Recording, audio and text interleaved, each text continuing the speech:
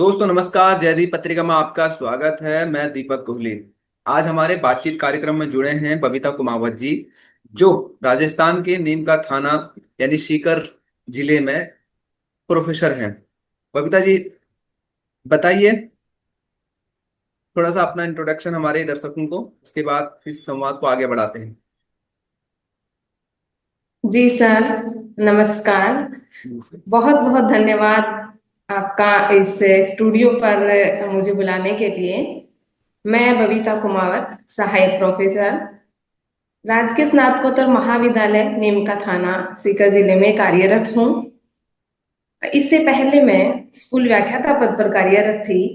वैसे राजस्थान सरकारी सेवा में मैं 20 वर्षों से अपनी सेवाएं दे रही हूँ सर। मैम, कैसे देखते हैं आप भारतीय शिक्षा व्यवस्था को? सर, भारतीय शिक्षा व्यवस्था को अगर देखा जाए तो सीढ़ी दर सीढ़ी, जैसे माना जाए कि समय के अनुसार हम मान सकते हैं, बदलती रहती है और बदलना भी चाहिए। जिस तरह से हमारे साहित्य में ये चीजें हैं कि समय के अनुसार हर चीज में परिवर्तन आता है, तो वो परिवर्तन हमारी शिक्षा व्यवस्था में भी हमें देखने को मिलता है।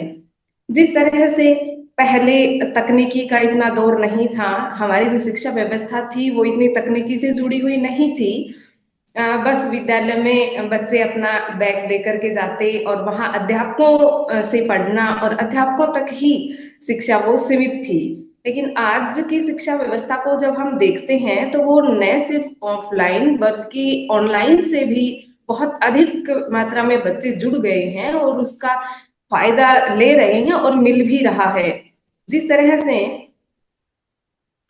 मान लो हम महाविद्यालय में पढ़ा रहे हैं, तो मैं मान लो कि एक ही हूँ हिंदी की, तो हो सकता है कि कोई ऐसा पद हो या कोई ऐसे कवि हो जिनके बारे में पढ़ा रही हूँ और बच्चे वो अच्छे से समझ नहीं पाए हैं या मुझसे अच्छी तरह संतुष्ट नहीं हुए हैं, तो वो ऑनलाइन में जिस अध्यापक से संतुष्ट हो रहे हैं उससे भी वो पढ़ सकते हैं, वो देख सकते हैं। तो हमारी शिक्षा व्यवस्था आज के दौर में जब हम देखते हैं तो बहुत अधिक तकनीकी से भी जुड़ती जा रही है। और मैं स्वयं भी इस चीज की समर्थक भी हूँ, और मैं स्वयं भी ऑनलाइन और ऑफलाइन दोनों माध्यमों से बच्चों को करवाने की कोशिश भी करती हूँ। और जो होनी भी चाहिए, समय के अनुसार हमारी शिक्षा व्यवस्था में जो बदलाव आ रहा है वो बहुत ही अच्छी व्यवस्था है।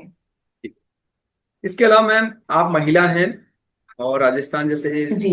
प्रदेश से हैं आप। राजस्थान में महिलाओं को अभी भी घूंघट में रहने की एक परंपरा है यहाँ की, या एक कुरीति है, जो भी आप मानते हैं। इसको आप कैसे देखते हैं? क्या राजस्थान जी में जी। महिलाओं का सशक्तिकरण होना भी बाकी है, या अभी पूरे देश में महिलाओं का सशक्तिकरण होना बाकी है? सर, इस चीज को यदि हम धरातल पे देखते हैं तो कहीं ना कहीं गांव में ये स्थिति अभी भी हमें एक सशक्तिकरण के रूप में नजर नहीं आती है। हम्म। हाँ, मानते हैं कि जो बड़े शहर हैं वहां पे महिलाएं अपने आप को स्वतंत्र महसूस करती हैं, और क्योंकि वो वर्किंग भी हैं तो वो सेल्फ डिपेंडेंट हैं। तो स्वाभाविक सी बात है, जब महिला सेल्फ डिपेंडेंट होती है तो उसमें कॉन्फिडेंस भी आता है और वो अपना जो डिसीजन है वो स्वयं लेती है। लेकिन जहां तक हम आज भी ग्रामीण क्षेत्र की बात करते हैं, धरातल की बात करते हैं, जहां महिलाएं अपना कुछ कर नहीं रही हैं, सेल्फ डिपेंडेंट नहीं हैं, वहां पर मैं मानती हूँ कि आज भी महिलाएं उस स्थिति में नहीं आ पाई हैं जिस स्थिति में होनी चाहिए। तो महिलाओं में वो समानता का अधिकार जो हम देखते हैं, जिसकी हम बात करते हैं कि समानता का अधिकार होना चाहिए या है, तो वो पूर्ण रूप से अभी हमें उस स्थिति में नजर नहीं आता है। और वैसे भी सर, मैं वर्किंग की भी यदि बात करूं तो वर्किंग को भी आज भी वो चीजें फॉलो करनी पड़ रही हैं जो मुझे लगता है कि नहीं होनी चाहिए। जैसे कि कोई भी वर्किंग महिला है तो उसको भी कहीं कहीं घूंघट में देखा जा सकता है। ऐसा नहीं है कि वो अपना सब कुछ कर रही है, सेल्फ डिपेंडेंट है, तो उसका वो घूंघट वाली चीज नहीं है। तो ऐसा नहीं है कि घूंघट में ही नारी की वो होती है कि घूंघट रखना चाहिए। हाँ, पहले चीजें कुछ अलग वातावरण में थी, कुछ चीजें अलग वे में ली जाती थी। तो पहले का वातावरण अलग था, लेकिन आज का जो वातावरण बदल रहा है हर चीज को लेकर के, हर क्षेत्र को लेकर के, तो वही महिलाओं के क्षेत्र में भी पूर्ण रूप से वो बदला जाना चाहिए। और जिस सशक्त के रूप में, जिस सशक्तिकरण के रूप में हम बात करते हैं, वो पूर्ण रूप से अभी उभर नहीं पाया है। चाहे वो हम भारत के किसी भी राज्य में देख लें या फिर हम राजस्थान में देख लें, तो मेरा तो ये मानना है कि होना चाहिए। एक सशक्तिकरण की बात हम जो करते हैं, वो सशक्तिकरण उभर करके सामने आना चाहिए। कहीं कहीं मैं देखती हूँ बड़े बड़े कार्यक्रमों में भी महिलाओं को, जहां पर बैठी हुई हैं, वर्किंग वुमेन बैठी हुई हैं, और उनको नजरअंदाज किया जाता है। जो महत्व पुरुषों को उस कार्यक्रम में दिया जाता है, उस कार्यक्रम में महिलाओं को नहीं दिया जाता है। और जहां महिलाओं के अधिकारों की बात पुरुष मंच पर जाकर के करते हैं, वही पुरुष महिलाओं को हर क्षेत्र में नजरअंदाज करते हुए नजर आते हैं। तो ये चीज मैं मानती हूँ अभी पूर्ण रूप से सर लागू नहीं हो पाई है, और होनी चाहिए। मैम, आप हिंदी साहित्य से जुड़ी हैं। कई विभिन्न पत्र पत्रिकाओं के लिए जी आप लेख कविताएं वगैरह लिख चुकी हैं, और जयदीप पत्रिका के माध्यम से भी आप जुड़ी हैं। तो बताइए, जी हिंदी सर। साहित्य की वर्तमान स्थिति को आप कैसे देखते हैं? सर हिंदी साहित्य में मुझे लगता है कि जैसे ये जो तकनीकी का दौर आया है, सोशल मीडिया का दौर आया है, तो इसमें कहीं ना कहीं एक समृद्ध रूप में हिंदी साहित्य नजर आता है। क्योंकि जहां पहले हमारे कवि और लेखक थे, वो लेखन कार्य करते थे, बहुत अच्छा करते थे, इसमें कोई संदेह नहीं है। लेकिन वो पुस्तक लिखते थे या फिर कविता लिखते थे, तो वहीं तक वो सीमित हो जाती थी। वो आम जनता तक इतने खुले रूप में नहीं पहुंच पाती थी जितने उस रूप में पहुंचनी चाहिए थी। क्योंकि जैसे मान लो कोई भी कवि थे, उन्होंने अपने घर में बैठ करके वो कविता लिख दी, या उन्होंने अपनी कोई पुस्तक लिख दी, तो वो वहां तक ही सीमित रह गई। वो जब तक आम आदमी उसको खरीदेगा नहीं, तब तक वो उसको पढ़ नहीं सकता था। लेकिन आज का जो हिंदी साहित्य का दौर है, हिंदी साहित्य के अंतर्गत जो भी कवि या लेखक लिख रहे हैं, तो यानी कि एक सामान्य से सामान्य कवि और लेखक भी अगर लिख रहा है, तो उसकी कविता और लेखन कार्य है वो भी आम आदमी के पास पहुंच रही है। और जहां तक हम मानते हैं कि साहित्य के माध्यम से हम समाज में परिवर्तन कर सकते हैं, बदलाव ला सकते हैं, तो वह साहित्य यदि समाज में आएगा और उसको नई पीढ़ी, युवा पीढ़ी उस साहित्य को पढ़ेंगी, तो कहीं ना कहीं क्रांतिकारी बदलाव लाने में साहित्य अपनी महत्वपूर्ण भूमिका निभाता है और निभाएगा भी। जो कि आज हम देखते हैं सर फेसबुक पे, या कहीं ना कहीं व्हाट्सएप पे, या फिर कोई भी ऐसी सोशल मीडिया की अलग अलग जो तकनीकी हैं, उन सब में हमारे कवि या लेखक नजर आते हैं। और उनकी जो काव्य गोष्ठियां हैं, पहले जैसे काव्य गोष्ठियां हुआ करती थी, तो वो ऑफलाइन यदि कोई देख रहा है तो वहां तक थी। लेकिन आजकल सभी काव्य गोष्ठियां, जैसे मैं यहाँ बैठी हूँ, तो जापान की, ब्रिटेन की, उनकी काव्य गोष्ठियों से मैं जुड़ सकती हूँ। तो ये चीजें हिंदी साहित्य के लिए बहुत ही एक अच्छे रूप में उभर करके सामने आई हैं, एक सशक्तिकरण के रूप में उभर करके आई हैं। मैं स्वयं भी कुछ ऐसी विदेशी पत्रिकाओं से भी जुड़ी हुई हूँ, तो वो मैं स्वयं भी सोशल मीडिया और तकनीकी के माध्यम से ही जुड़ पाई हूँ। तो ये एक बहुत अच्छा दौर रहा है हिंदी साहित्य के लिए भी। मैम, आप हिंदी के प्रोफेसर हैं और हिंदी कई सालों से आप पढ़ा रही हैं। हिंदी अभी तक जी भारत की सर। मातृभाषा या राष्ट्रीय भाषा क्यों नहीं बन पाई है? सिर्फ उत्तर भारत के ही राज्यों में हिंदी अधिक बोली जाती है। जी सर, क्योंकि इसका एक कारण भी रहा है, क्योंकि हमारे पूरे संपूर्ण भारत में हिंदी को एडॉप्ट नहीं किया हुआ है, हिंदी को एक्सेप्ट नहीं करते हैं। क्योंकि कुछ राज्य ऐसे भी हैं जहां हिंदी का हम नामो निशान भी नहीं देखते हैं, वो अंग्रेजी को ही समझ पाते हैं, और अंग्रेजी ही उनकी लेखन की भी और समझने की भी, और सभी में उनकी अंग्रेजी ही चलती है। कई बार हिंदी को आगे लाया भी गया, प्रयास भी किया गया, और बहुत बड़े स्तर पे भी हिंदी के लिए काम करने के प्रयास किए गए, लेकिन फिर वही बात सामने आकर के खड़ी हो गई कि कुछ राज्य उनके विरोध में भी आए, और सभी राज्यों की अलग अलग मांगे उठने लगी कि हमारी ये होनी चाहिए, हमारी वो होनी चाहिए। तो अभी तक हिंदी को लेकर एक रूपता नजर नहीं आई है, एकता नजर नहीं आई है कि सभी की आवाज हिंदी के लिए उठ सके या सभी की हाथ हिंदी के लिए उठ सके कि हाँ, हिंदी इस लेवल पर होनी चाहिए और हम हिंदी को स्वीकार करने के लिए तैयार हैं और सभी के लिए हिंदी ही होनी चाहिए। तो उस लेवल को, क्योंकि सर इस बात के लिए मैं ये भी कहना चाहूंगी कि आज भी हमारे पास भी बहुत सारे लेटर या बहुत सारे फॉर्म या बहुत सारे ऑफिशियल रिकॉर्ड्स ऐसे हैं जो कि हिंदी में मौजूद नहीं है, अंग्रेजी में ही मौजूद हैं। हमारे जो हिंदी साहित्य के विद्यार्थी हैं, जैसे पीजी के विद्यार्थी हैं, कई बार कोई फॉर्म भरते हैं या फिर कंप्यूटर पे ऑनलाइन कोई फॉर्म भरते हैं तो उनको बहुत सारी समस्याओं का सामना करना पड़ता है।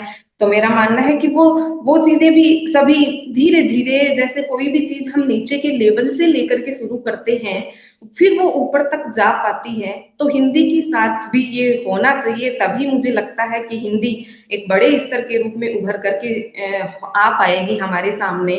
क्योंकि जैसे हिंदी में आज हालांकि कीबोर्ड कुछ आ गए हैं इसीलिए हम तकनीकी से जुड़े हैं, लेकिन फिर भी अंग्रेजी में जितनी तकनीकी की सुविधाएं हैं उतनी हिंदी में आज भी नहीं हो पाई हैं। तो कहीं ना कहीं आम आदमी भी अपने आप को एक सहज महसूस नहीं कर पाता है, और वो जब कंप्यूटर पे भी काम करना चाहेगा तो वो हिंदी में ही करना चाहेगा। तो सभी लोगों को लेकर के एक राय, एक मत, एक रूपता नहीं बन पाई है हिंदी के रूप में, और कुछ लोगों के विरोध की वजह से भी हिंदी उस रूप में उभर कर हमारे सामने नहीं आ पाई है। मैम इसके अलावा जैसे कि आप देखते हैं, जो छात्र छात्राएं हैं वो सरकारी नौकरी के फॉर्म भरते हैं, परीक्षा जी होती है, तो उसके बाद पता चलता है कि पेपर लीक हो गया है। चाहे वो राजस्थान हो या झारखंड हो, जी बिहार हो, उत्तराखंड हो, हर जगह ऐसे ही हो रहा है पूरे देश में लगभग। इसको आप कैसे देखते हैं, एक अध्यापक के तौर पर भी और एक गार्जियन के तौर पर सर, देखिए पेपर लीक के बारे में तो मैं इतना सा ही कहना चाहूंगी कि नहीं होना चाहिए, क्योंकि जो बच्चे बहुत ही मेहनत, ईमानदारी और लगन से तैयारी करते हैं उनके साथ ये अन्याय ही होता है। क्योंकि वो उस लेवल तक पहुंच जाते हैं, कहीं कहीं चयन होने के पश्चात, ज्वाइन करने के पश्चात भी वो चीजें आ जाती हैं कि अब पेपर लीक हो गया है या उस भर्ती को रद्द कर दिया गया है। तो थोड़ा सा बच्चों में, प्रतिभागियों में, परीक्षार्थियों में एक निराशा सी आ जाती है। और वो ये जिस तरह से हम कहते हैं ना कि बच्चे जिस जोश से तैयारी करना शुरू करते हैं वो जोश और जुनून अंतिम स्थिति तक जाकर के वो समाप्त हो जाते हैं, और फिर ऐसे स्थिति पर आ जाते हैं कि वो अगले परीक्षा की तैयारी के लिए भी अपने आप को तैयार नहीं कर पाते हैं। उनको यही लगता है कि कहीं ऐसा ना हो कि मैं अगली परीक्षा के लिए भी चयनित हो जाऊं और अगली परीक्षा में भी ऐसा हो जाए। तो मैं भी जैसे हमारा तो बच्चों से ही काम रहता है, हमेशा बच्चों से ही रूबरू होते रहते हैं, तो बच्चों से भी मैं इस बारे में कई बार बातचीत करती हूँ तो बच्चे एक अपनी निराशा प्रकट करते हैं कि मैम क्या तैयारी करें, हम तैयारी करेंगे और चयन भी हो जाएगा तो क्या होगा, पेपर लीक हो जाएगा या फिर कहीं ना कहीं भर्ती रद्द हो जाएगी। तो ऐसा लेकर के बच्चों में भी एक वो बना हुआ है कि नहीं, निराशा का दौर छाया हुआ है बच्चों में। तो इसको थोड़ा सा वो बना के इस पे तरफ गार्जियन के तौर पर मैं यही चाहती हूँ कि ये नहीं होना चाहिए। बच्चों के भविष्य को देखते हुए इस पर रोक लगनी चाहिए। जी जी। मैं मेरा अगला सवाल है सोशल मीडिया, जैसे इंस्टाग्राम, फेसबुक, यूट्यूब पे बहुत सारी महिलाएं हो या फिर पुरुष हो अपने कंटेंट को वायरल करने के लिए अलग अलग हथकंडे अपनाते हैं, जिसके कारण समाज में एक जी नकारात्मक असर पड़ता है इन चीजों का। तो इसको कैसे जी रोका जा सकता है? क्या सरकार को कोई नियम बनाने चाहिए या फिर समाज को खुद ही स्वीकार करना चाहिए कि नहीं, ये चीज गलत है? देखिए सर, कुछ चीजें ऐसी भी होती हैं जो हम सभी चीजें सरकार पे ही बिखेरना चाहते हैं कि जब तक उस चीज का सरकार नियम नहीं बनाएगी तब तक हम उस पे काम नहीं करेंगे। तो ऐसी कुछ चीजें होती हैं जो समाज से जुड़ी हुई होती हैं, तो उसमें समाज को खुद को भी काम करना चाहिए। जो ऐसे ऐसे व्यक्ति मैंने देखे हैं जो बहुत ही प्रतिभावान भी हैं और जो अच्छा काम करते हैं, लेकिन फिर कहीं ना कहीं उनकी वो चीजें, ऐसी चीजें सोशल मीडिया पे देखने को मिल जाती हैं, तो वो स्वयं स्वीकार कर सकते हैं और स्वयं समझ सकते हैं कि मुझे सोशल मीडिया पे क्या डालना है और क्या नहीं डालना है। क्योंकि जो भी सोशल मीडिया से जुड़े हुए हैं और जो डालते हैं, तो वो इतना तो समझते हैं कि कौन सी चीज है वो समाज के लिए यूजफुल है और कौन सी नहीं है। तो या फिर कोई सामाजिक संगठन ऐसे बन जाने चाहिए, सामाजिक समूह ऐसे बन जाने चाहिए, उन ग्रुपों को कंट्रोलिंग करने के लिए ऐसा कुछ हो जाना चाहिए, जिससे उन पे ऐसा कोई वीडियो कोई डालता है तो उन पे बैन लगा देने चाहिए, या फिर उन व्यक्तियों से संपर्क करके उनको इस तरह की कोई मोटिवेशन देने चाहिए कि आपको ऐसा नहीं करना है, समाज पे नकारात्मक प्रभाव पड़ रहा है। हर चीज के लिए, हर छोटी चीज के लिए समाज खुद कुछ नहीं करके और सरकार पे ही डिपेंडेंट रहे, तो वो भी थोड़ा सा एक गलत दृष्टिकोण आ जानती हूँ। स्वयं व्यक्तियों को, समाज को, संस्थाओं को, स्वयंसेवी संस्थाओं को, संगठनों को, उनको पहले, क्योंकि उन्होंने अभी तक मुझे नहीं लगता है कि इस क्षेत्र में कुछ ऐसा किया है, तो उनको पहले सामने आना चाहिए। और फिर सभी स्तर पर चीजें यदि नहीं हो पाती हैं, फिर भी उन पे अगर रोक नहीं लग पाती है, तो फिर सरकार के पास तो अंतिम हथियार होता ही है कि सरकार तो फिर ऐसे नियम, कायदे, कानून बना करके जनता को पाबंद करने का प्रयत्न करती ही है। तो वो फिर उनका अगला कदम होता है। मैं मेरा अगला जी। सवाल है, आप महिलाओं के बारे जी। में क्या सोचती हैं? क्या भारतीय महिलाएं लगातार विकास कर रही हैं या लगातार आगे बढ़ रही हैं? जिस हिसाब से हमारी संस्कृति रही है, सभ्यता रही है, महिलाओं को हम देवी तो समझते हैं, मगर उनको किसी भी चीज में शामिल नहीं करते हैं, चाहे वो घर में कोई फैसला लेने की बात हो या फिर और भी है, कई सारी चीजें हैं। इसको आप कैसे देखते हैं? जी सर, आपने सही कहा है कि हम बड़े स्तर पे बात करते हैं कि महिलाएं हमारे बराबर खड़ी हैं और हकदार हैं और सभी चीजों में उनकी भागीदारी होनी चाहिए। लेकिन उस स्तर पर भागीदारी अभी तक नहीं हो पाई है। लेकिन फिर भी यदि हम थोड़ा सा पीछे मुड़ करके देखते हैं महिलाओं की स्थिति पर, तो उसकी तुलनात्मक दृष्टिकोण को यदि हम देखते हैं तो काफी अंतर हमें दिखाई देता है। क्योंकि हमारी जो दादी नानी जो थी वो अपनी बातें बताते हैं, तो उन्होंने किस लेवल तक संघर्ष किया है, किस लेवल तक उन्होंने सेक्रीफाइस किया है, और कहाँ उनकी बातें परिवार में बिल्कुल भी नहीं सुनी जाती थी, बिल्कुल भी महत्व नहीं दिया जाता था। बस सुबह से लेकर शाम तक वो उनका एक ही रूटीन, जैसा परिवार में कहा जा रहा है वैसा ही उनको करना, यहाँ तक कि मारपीट की स्थिति भी कई बार हम सुनते हैं कि महिलाओं के साथ अधिकतर हुआ करती थी। तो वो जो स्थिति देखते हैं वो तो उस लेवल पर तो आज समाज में दिखाई नहीं देती है। कुछ ना कुछ उस स्थिति में सुधार हमें दिखाई देता है, लेकिन फिर भी जिस लेवल पर होना चाहिए उस लेवल तक अभी तक हम नहीं पहुंचे हैं। अभी तक भी पितृसत्तात्मकता जो हम कह सकते हैं उसके अंश हैं, मौजूद हैं समाज में। और मैं एक छोटा सा ही उदाहरण आपके सामने देती हूँ कि जी मान जी। लीजिए एक परिवार में पति और पत्नी दोनों एक ही लेवल पर काम कर रहे हैं, एक ही ग्रेड में काम कर रहे हैं, दोनों कमा रहे हैं, लेकिन क्या परिवार और समाज के नियम पति और पत्नी पर, दोनों पर समान रूप से लागू होंगे? नहीं होंगे, वो हम देख रहे हैं। क्योंकि अगर वो दोनों घर पे आ रहे हैं एक साथ ही, तो पत्नी से जो अपेक्षा की जाती है वो पति से नहीं की जाती है। पत्नी से ही अपेक्षा की जाती है कि वो घर पे आते ही घर का काम भी करे, और वो सभी को, जो घर के सदस्य हैं उनको खाना बना करके भी खिलाए, और जो भी घर का काम है वो शाम तक, रात तक, देर रात तक वो करे, और उसके पश्चात उसका खाने का नंबर आता है। तो वो चीजें सब आज भी हमें देखने को मिलती हैं। तो हो सकता है धीरे धीरे समाज में जब एक बदलाव के दौर पे चल पड़ा है और एक परिवर्तन की स्थिति हमें, परिवर्तन की किरणें हमें दिखाई देने लगी हैं, तो उस दौर में भी हम नजर आएंगे कि महिलाओं की स्थिति भी एक उच्चतम स्तर पर देखने को मिलेगी। इसकी मैं आशा भी रखती हूँ और अपेक्षा भी रखती हूँ, और मुझे विश्वास भी है कि एक दिन ऐसा आएगा भी। मैम, आप एक साहित्यकार हैं।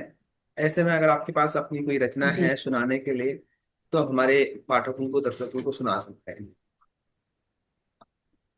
जी सर, मैंने नारी शक्ति को लेकर के भी कई रचनाएं की हैं। जब मैं ऐसे सोचती हूँ कि मैं किस विषय पर लिखूं, तो मेरा बिंदु नारी पर ही आकर के टिकता है। और कई बार मेरे पाठक भी मुझसे ये कहते हैं कि मैम, आपका जो टेस्ट है वो नारी को लेकर के ही है।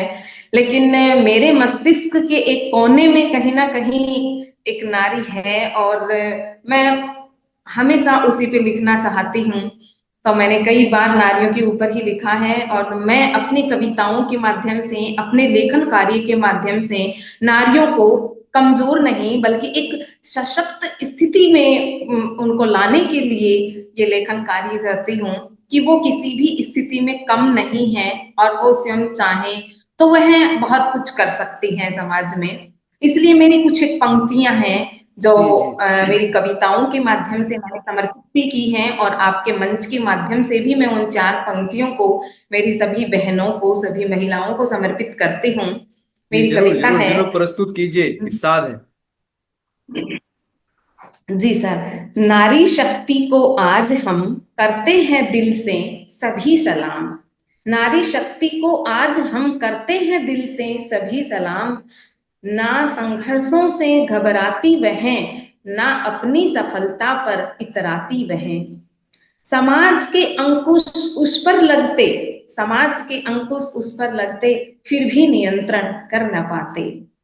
उसके अंदाज को कोई रोक न पाया, उसके अंदाज को कोई रोक न पाया। कदम ना उसके कोई बहका पाया, कदम ना उसके कोई बहका पाया। हर क्षेत्र में अपना परचम फहराया, हर क्षेत्र में अपना परचम फहराया। सीमा पर भी शक्ति का लोहा मनवाया, सीमा पर भी शक्ति का लोहा मनवाया। घर से लेकर दफ्तर तक अपने लक्ष्य को पाने तक, घर से लेकर दफ्तर तक अपने लक्ष्य को पाने तक कभी न थकती नजर वह आई, कभी न थकती नजर वह आई। ना वह इस समाज पर कभी भारी पड़ पाई, ना कभी इस समाज पर वह भारी पड़ पाई। ऐसी नारी शक्ति को आज हम दिल से करते हैं सभी सलाम। तो बहुत ये बहुत मेरी कुछ शानदार, पंक्तियां थी बहुत सर ही नारी। शानदार। बहुत शानदार कविता आपने लिखी है। मैम, इसके अलावा जी सर। आप समाज के लिए, युवाओं के लिए, उन छात्र छात्राओं के लिए जो अभी पढ़ रहे हैं, उनके लिए कुछ कहना चाहते हैं, तो आप कह सकते हैं। उसके बाद हम इस संवाद को यहीं पर विराम देंगे। जी सर, जी सर। मैं आपके इस मंच के माध्यम से अ, समाज के युवाओं को, लड़कियों को, महिलाओं को यह कहना चाहती हूँ कि जो भी काम आप कर रहे हैं, चाहे वो ऑनलाइन माध्यम से, चाहे ऑफलाइन माध्यम से, चाहे आप वीडियो बना रहे हैं, चाहे आप वीडियो देख रहे हैं, तो वो ऐसा ही होना चाहिए जो कि यूजफुल हो, सकारात्मक हो, जो ना तो आपको नकारात्मकता की तरफ लेकर के जाए, और ना ही इस समाज को नकारात्मकता की तरफ लेकर के जाए।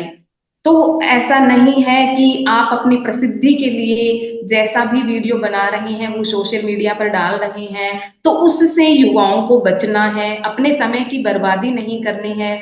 जीवन के ये कुछ एक वर्ष होते हैं जो कि हमारे जीवन को बनाते हैं, तो ऐसे जो उपयोगी वर्ष हैं उनको ऐसे इस तरह से बर्बाद नहीं करना चाहिए। उनको अच्छे कामों के लिए, जो कि समाज के लिए किसी ना किसी प्रकार से यूजफुल हो, तो उसमें उनको काम में लेना चाहिए, और अपने पढ़ाई की तरफ, अपनी स्टडी की तरफ ध्यान देना चाहिए, जिससे कि आगे आकर के वो भी, जो कि हमारे समाज के, हमारे भारत के, हमारे देश के भविष्य हैं, और उन भविष्य को अगर हम ऐसी स्थिति में देखेंगे कि जो आज एक ऐसे समझ लो कि चिंता का विषय है, जो कई बार हमारे पास ऐसे मुद्दे भी आते हैं कि बच्चे देर रात तक फोन देखते रहते हैं और वो देखते हैं सिर्फ रील्स वगैरह ही। तो मैं उन बच्चों से कहना चाहूंगी कि इस तरह से टाइम पास के लिए अपने जो रील्स देखते हैं वो रील्स ना देखें। आप वीडियो भी देख रहे हैं तो ऐसा ऐसे देखें जो आपके लिए यूजफुल है, और बना भी रहे हैं तो वो ऐसे ही बनाएं जो समाज को एक सकारात्मकता की तरफ ले जाएं।